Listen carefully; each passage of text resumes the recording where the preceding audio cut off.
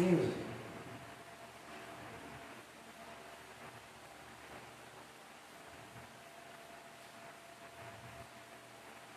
Primeira carta de Paulo aos Coríntios, capítulo 15,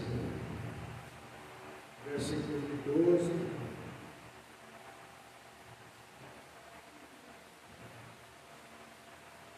até 22.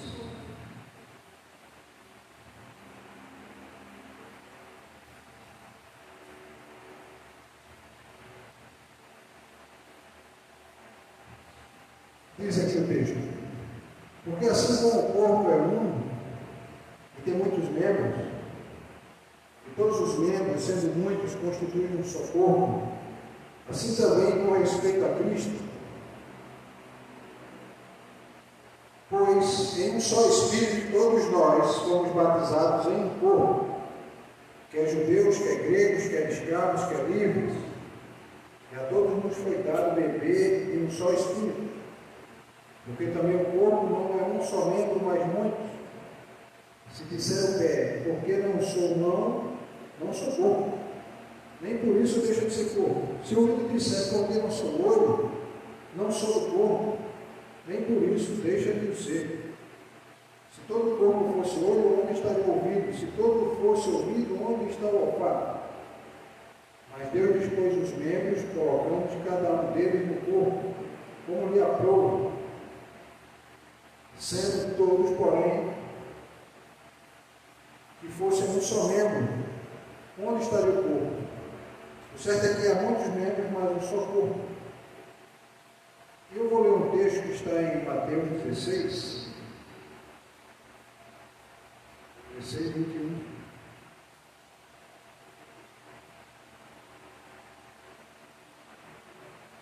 Desde esse tempo, começou Jesus Cristo a mostrar a seus discípulos que lhe era necessário seguir para Jerusalém e sofreu muitas coisas dos anciãos, dos principais sacerdotes e dos escribas, ser morto e ressuscitado no terceiro dia. Vamos orar para a gente poder começar a exposição desse texto. Senhor, a tua palavra está aberta, abre os nossos ouvidos e os nossos entendimentos, para que a gente possa compreender a tua palavra, e que eu possa falar da tua palavra, e apenas ela. É o que te peço em nome de Jesus, amém. Meus irmãos, para que pudesse haver esse corpo, para que nós pudéssemos fazer parte de um corpo, isso só foi possível porque Jesus teve que morrer e ressuscitar. Ele teve que passar pela morte. A gente hoje está no dia 1º de novembro, né? Amanhã é dia 2, não é isso? E há na tradição que o dia 2 é o dia finado, dia com relação a reverenciamento aos mortos.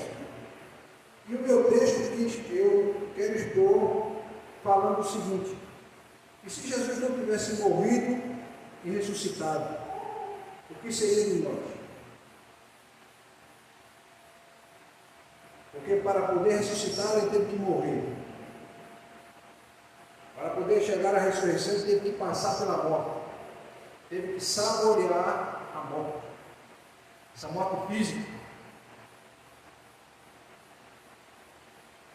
Então vejam só, onde nós colocarmos nossos olhos, por toda a terra, ali a morte chegou.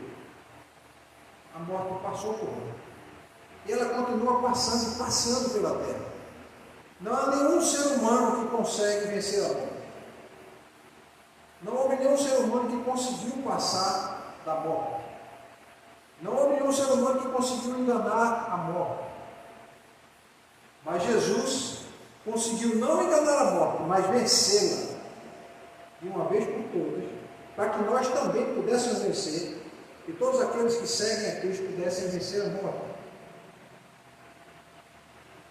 Jesus não foi mais um que foi para a cruz de forma como um auto-engano. Vou morrer porque vou ressuscitar. Ele acreditava apenas na própria palavra dele. Vou enganar muitos com essa história. Não é o que muita gente pensa por aí, né? Jesus conseguiu enganar muitos. Mas o texto bíblico diz que essa manifestação do poder de Deus foi demonstrada depois como? Primeiro, Jesus vem, entrega a sua vida por amor de mim e de vocês e por amor ao homem, buscou o homem pecador, diferentemente do que se é cantado hoje, que diz que vem Senhor, que eu abro meu coração para tu entrar, toma conta. A gente não abre o coração para Cristo. Ele que nos alcança com a sua graça. Se não fosse a graça de Deus, estaríamos todos perdidos. Nós não temos bem nenhum em nosso ser que possa agradar a Deus. Nada que nós possamos fazer de esforço humano não vai conseguir agradar a Deus. Por isso que a graça é um dom gratuito dado por Deus de forma imerecida. O homem não merecia a graça de Deus. Por quê? Porque simplesmente ele deu as costas para Deus. A própria palavra diz que o homem resolveu seguir o seu próprio caminho. E você vê que o homem segue esse caminho sem saber onde vai chegar muitas vezes, sem sentido algum nesse caminho. É tanto que alguns dizem o quê? Não, morreu, acabou. Depois da morte, acaba-se tudo. Ou seja, a vida é uma vida sem sentido. A vida também é um desperdício. Se a morte é o fim, a vida é um desperdício. Quanto tempo nós gastamos gastando as nossas energias para construirmos algo? Se não há sentido na vida, para que fazer isso? Fazemos porque queremos buscar um sentido na vida. Mas aqueles que seguem a Cristo entendem que a eternidade começa aqui. E quando Jesus resolveu entregar sua própria vida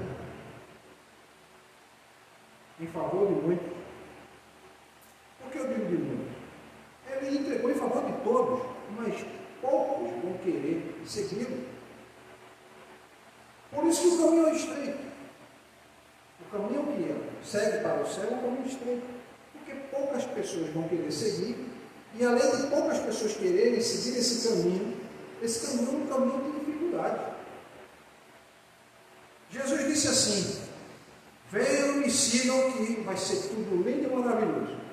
Vocês não vão ter mais problemas, vocês não vão ficar desempregados, vocês não vão ter mais dificuldade com alimentos, vocês não vão ficar mais cansados, vocês não vão ficar doentes. Não falou isso. Se ele tivesse feito isso, estava todo mundo seguindo ele. Ele disse: não, você quer me seguir? Pegue sua cruz e me siga. E carregar a cruz cansa. Carregar a cruz exige esforço. Mas ele pode dizer isso por quê? Porque ele morreu e deixou o túmulo vazio porque ressuscitou. A ressurreição, meus irmãos, de Jesus foi o maior sinal para a humanidade sobre quem realmente ele era. Para muitos, foi uma mentira muito bem bolada a ressurreição de Jesus. Os discípulos se reuniram, fizeram um grupo: olha, vamos fazer um conselho. Gente, é o seguinte, nós vamos defender, até com a nossa própria vida, que Jesus ressuscitou. A gente tem que sustentar essa mentira até o fim. E vai dar certo, porque esse grupo de gente, esse grupo vai crescer. Muita gente pensa que é dessa forma. E eu sempre digo: gente, para pensar um pouco. Há algo de sobrenatural nessa igreja de Cristo. Algo onde o homem não tem controle. Quantos não tentaram já acabar com ela e não conseguem? E Jesus disse: as portas do inferno não vão prevalecer sobre ela. Ou seja, ela não vai acabar. Ninguém vai conseguir acabar com ela. Mesmo que digam que tudo que está escrito aqui é mentira. Por mais que tentem desmanchar e destruir tudo que está colocado aqui, não vão conseguir. Sabe por quê? Há um vazio existencial no homem que só Deus pode preencher. Quantos ateus nós não conhecemos que, quando resolveram tentar negar a Deus e tentaram buscar a forma de negá-lo, descobriram que há um Deus, sim, e se renderam, e fizeram exatamente como João disse em Apocalipse: todo joelho vai se dobrar, e toda a língua vai confessar que Jesus Cristo é o Senhor. Sem a ressurreição, meus irmãos, Jesus seria mais um líder espiritual. Temos túmulos e mais túmulos espalhados ao redor do mundo. Nós temos o túmulo de Allan Kardec, o pai do espiritismo moderno, lá em Paris. Nós temos o túmulo de Confúcio na China. Nós temos na Índia o túmulo de Buda. Na Arábia Saudita está o túmulo de Maomé. Mas em Israel o túmulo de Jesus está vazio. E você não acha que quando a expectativa que se tinha de que Jesus ia ressuscitar, e ele falava isso claramente, o que foi que o Pilatos disse? Ponham-se de guarda na frente do túmulo para que ninguém roube o corpo desse homem, porque ele dizia que ia ressuscitar. E o que foi que aconteceu? E se um soldado romano não cumprisse a sua missão, ele perderia a sua própria vida. E o que foi que aconteceu? Aquela pedra rolou, eles caíram como mortos, surpreendidos pelo que havia acontecido. E Jesus levanta-se, ergue-se, fica em pé, depois de estar morto e deitado naquele túmulo durante 3 dias.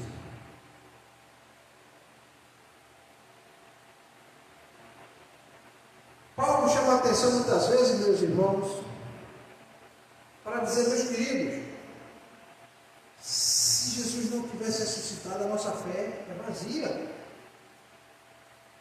Qual sentido teria Paulo de sair pelo mundo, correndo o risco de vida, como no final aconteceu, para pregar sobre uma mentira?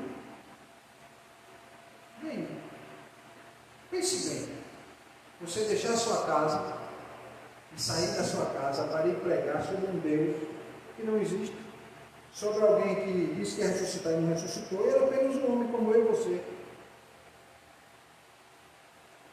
Mas Paulo começa a mostrar que a reencarnação, essa ideia de aniquilação total, ou seja, morre, acaba tudo, essa forma de reencarnar como um processo de reciclagem do ser humano, que, por exemplo, algumas religiões orientais dizem que você pode ser um cachorro. Tem alguns filósofos na Grécia que diziam que alguns amigos filósofos se reencarnaram num cachorro. E eles cuidavam do cachorro, quer dizer, o amigo dele tem encarnado naquele cachorro. E Jesus e Deus vem e diz: olha, não precisa mais sacrifício nenhum. Não precisa você fazer sacrifício humano. Você não precisa matar suas crianças. Vocês não precisam matar os seres humanos. Vocês não precisam fazer oferendas, matar animais. O que basta é apenas acreditar nessa mensagem e com fé entender que Jesus é o Filho de Deus, que Ele ressuscitou, que Ele ao terceiro dia levantou-se dos mortos e ergueu-se. Como diz o texto em grego, que diz que a palavra chama anastasis, ou seja, levantou-se, Ele se ergueu da morte e mostrou para cada um de nós que a morte não é mais o fim. Se Cristo não tivesse ressuscitado, meus irmãos, quais seriam as consequências? Primeiro, a pregação não teria sentido nenhum. O que eu estou fazendo aqui não tem sentido nenhum. O que os missionários fazem nas Cracolândias não tem sentido nenhum. Aquela transformação seria um Araque, como a gente diz, ou seja, seriam transformações falsas. Mas a gente vê um jovem que estava imerso nas drogas, totalmente destruído, serem restaurados, não pela mensagem em si, mas sim por Cristo. E eles mesmo dizem: fui liberto e transformado por Jesus. E quantas pessoas não são transformadas? Pessoas que hoje, meus irmãos, estão dando suas vidas em prisões na China, em acampamentos na Índia, no Paquistão, no Oriente Médio, sendo perseguidos abandonados pelas próprias famílias, porque resolvem seguir a Cristo. Testemunhos de pessoas que seguiam o Islã e que tiveram a visão de Jesus, muitas vezes dentro do seu quarto, muitas vezes em florestas, e ele aparecendo para essas pessoas, ou seja, acontecendo exatamente como ele fez para Paulo, acontecendo como exatamente aconteceu com os profetas no passado. Segunda coisa, a nossa fé em Cristo seria estéril. O que é que Paulo diz aqui? Diz exatamente o seguinte, em 1 Coríntios, diz que nossa fé não teve sentido algum. Nossa fé seria uma fé vazia. E diz aqui, e se Cristo não ressuscitou, é vã a nossa pregação e vã a nossa fé. Ou seja, eu estaria aqui perdendo meu tempo, falando de algo que não tem sentido, falando de algo que não tem conteúdo, mas o que a gente vê, a gente prega e as pessoas são transformadas por esse evangelho. E o próprio evangelho, ele ao mesmo tempo que absorve, ele condena. Porque aqueles que aceitam de bom grado são abençoados com a graça e com a misericórdia de Deus. E aqueles que rejeitam já estão automaticamente condenados porque rejeitaram a palavra vinda do Filho de Deus. Todas as testemunhas seriam mentirosas. Paulo diz aqui, se somos tidos por falsas testemunhas de Deus, porque temos asseverado contra Deus que ele ressuscitou a Cristo, o qual não ressuscitou. Se é certo que os mortos não ressuscitam. Ou seja, se não há ressurreição de mortos, então Cristo não ressuscitou. É o que Paulo quer chamar a atenção. Como é que eu vou pregar algo que eu não creio? Como defender algo que eu não acredito? É exatamente isso que Paulo quer chamar a atenção. Diz, olha, a gente pode até achar surpreendente, mas é melhor começar a parar para pensar que esse homem ressuscitou. E que o que ele fez entre nós foi tão maravilhoso que mudou a história da vida de 12 homens. E a igreja começou com quantas pessoas? Com 11 homens. E esses 11 homens não foram derrotados. Foram 11 apóstolos. Cada um ao seu modo escolheu um local para ir pregar e foi pregar. E todos eles foram praticamente martirizados, só menos 2 que não foram martirizados. Ou seja, não passaram pela morte violenta.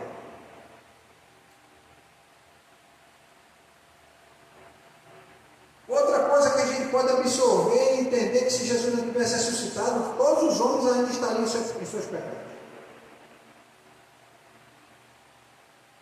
Ou seja, se Cristo não ressuscitou, é vã a nossa fé. Nossa fé não tem fundamento, irmã Clarice. E ainda nós permanecemos no pecado. Já parou para pensar nisso? Nós ainda permanecemos no pecado e estamos condenados. O pecado condena o homem. Mesmo ele não querendo acreditar. O mal está instalado no homem.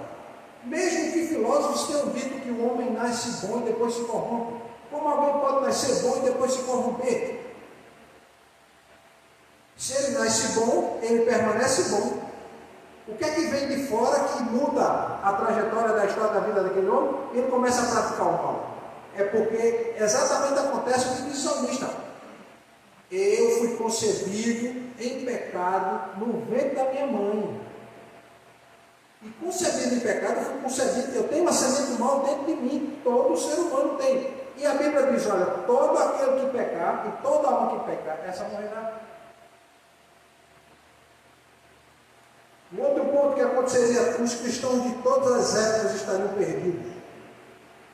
Todos nós estaríamos perdidos. E todos os nossos antepassados estariam perdidos. Não valeu a pena muitos dedicarem sua vida. Hudson Taylor dedicou sua vida às missões na África. Kelly também dedicou a sua vida às missões na Índia. Pastor Batista perdeu um filho doente, perdeu a esposa para esquizofrenia, para a doença, para a depressão. E ele pregou durante 7 anos para conseguir que uma pessoa se converteu. Uma apenas. Depois ele lutou por mais de 20 anos para mudar uma lei que dizia o seguinte: se o marido morresse e a mulher permanecesse viva, ela ia ser cremada junto com o marido. Ou seja, ela não mereceria viver porque ninguém estaria preocupado em cuidar dela. E ele lutou durante 20 anos para que mudasse isso. Ele depois lutou por muito tempo para criar uma universidade que existe até hoje com o nome dele. Para poder ajudar a educar aquele povo, instruir o povo para que eles pudessem ler a Bíblia. Começou assim. Se não fosse assim, um deputado do parlamento inglês no século XIX não teria lutado por 25 anos para impedir, para acabar com a escravidão moderna.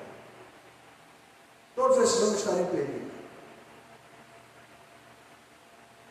E por último, meus irmãos, se Jesus não ressuscitou,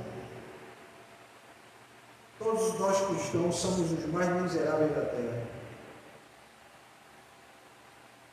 Porque simplesmente nós permanecemos no pecado e vamos continuar sofrendo. Pois diz aqui a sua palavra: se a nossa esperança em Cristo se limita apenas a esta vida, somos os mais infelizes de todos os homens.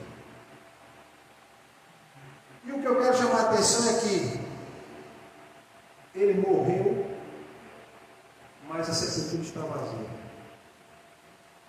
Ele morreu, mas ele levantou da morte. Ele morreu, mas ele ressuscitou. Então, ele é a primícia dos que dormem, ou seja, ele foi o primeiro que se levantou da morte. E se ele se levantou da morte e disse: vocês também vão se levantar da morte, nós temos que acreditar que nós vamos. A morte veio por um só homem, por Adão. Mas por um só homem também veio a ressurreição dos mortos. Porque assim como em Adão todos morrem, todos nós morreremos por conta de Adão, assim também todos seremos vivificados em Cristo. Cada um de nós, meus irmãos, chegaremos o dia em que, os mortos ou vivos, ouviremos a trombeta ressoar. Ouviremos Deus chamar o nosso nome. Os que morrerem ressuscitarão primeiro e vão encontrar o Senhor nas nuvens. E depois os que ficarem vivos subirão. Por que eu estou falando isso? Porque muitas vezes a gente perde tempo cultuando a morte. A gente perde tempo cultuando a morte. A gente tem que cultuar a vida. A gente tem que enaltecer a vida. Porque a morte já foi vencida em Cristo e com Cristo. Então, meus irmãos, Jesus destruiu o poder da morte.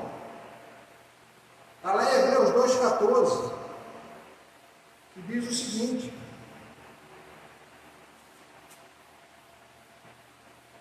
visto, pois, que os filhos têm participação comum de carne e sangue, deste também ele igualmente participou para quê? Por sua morte, ou seja, Cristo deu a sua vida, participou e viveu conosco, para que ele pudesse destruir a morte, o poder da morte e também aquele que tem o poder da morte, que é o diabo.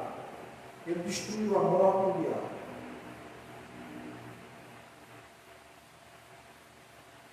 E da mesma forma que alguém pode entrar nas águas e deitar nas águas e submergir, Jesus fez a mesma coisa dentro da morte, submergiu, mas ao terceiro dia ele emergiu para a vitória completa. Amém? Amém. Senhor Deus, devemos enaltecer a vida, Senhor. Essa vida que só Tu podes proporcionar. Só vida abundante, somente vida abundante há em Cristo.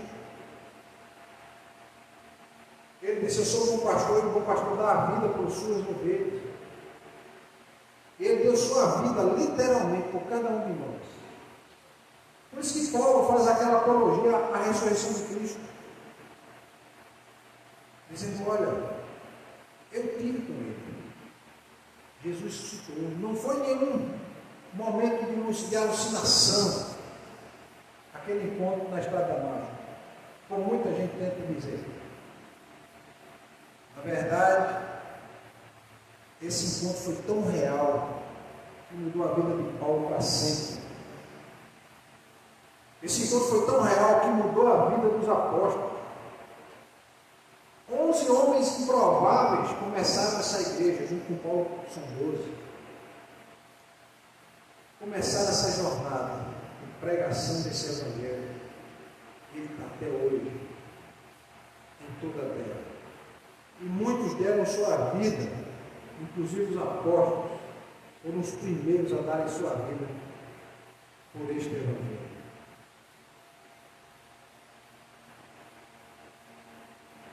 Ó Jesus, volta logo, Senhor, para buscar a tua igreja. Mas também, Senhor, dê tempo que as pessoas possam entregar suas vidas ao Senhor. Dê tempo para que a gente possa pregar o evangelho para muitos não se perderem. Para não chegar aquele dia em que olharão e percebem e dirão: eu tive a oportunidade, mas não quis. E agora eu vou ter que pagar o preço dessa separação eterna de Deus. Muitos vão passar por isso. Mas cremos que os que permanecerem fiéis entrarão no gozo eterno, na glória eterna, onde não há mais choro, ranger, tristeza, lágrima, dor, sofrimento, onde viveremos eternamente para a glória de Deus. Isso que te peço em nome do teu Filho amado Jesus. Amém.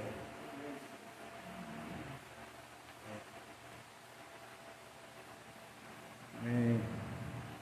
Temos 3 pessoas que estão assistindo. Eu vou dar um abraço para o irmão Pedro, a Tassiana. Se a Marinho está assistindo, um abraço. E eu vou encerrar aqui. E até o próximo encontro, quarta-feira, se a internet der condições, né? Porque aqui na igreja até que a internet dá condições, mas quando chega na minha casa, o sinal da internet lá não é muito bom, não. Então, um abraço a todos, uma boa semana.